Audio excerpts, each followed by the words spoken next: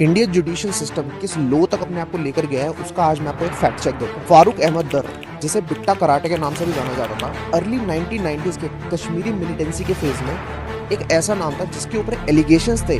उसने लगभग 20 कश्मीरी पंडित के मर्डर किए, लेकिन इंडियन क्रिमिनल लॉ के अंडर मीडिया के सामने दिया गया कोई भी कन्फेशन या स्टेटमेंट लीगल एविडेंस नहीं माना जाता। इसी टेक्निकलिटी के सहारे मास मर्डर जैसे एलिगेशन का ट्रायल कभी लॉजिकल एंड तक नहीं पहुंच पाया।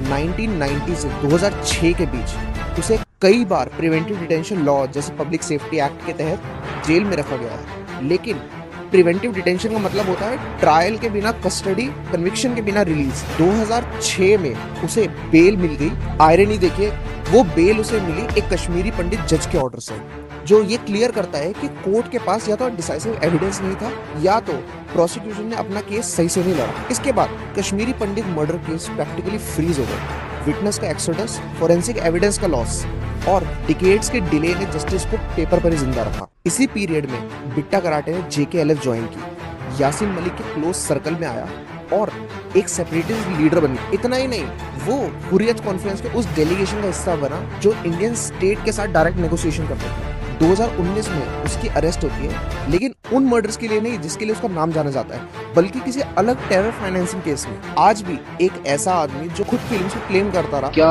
हमेशा इशफाक मजीद वानी का ऑर्डर होता तब करते थे या अपनी मर्जी से भी कर सकते? मैं अपनी मर्जी से मैं किसी को नहीं मारता। अगर वो कहता अपनी माँ को जान से मार डालो।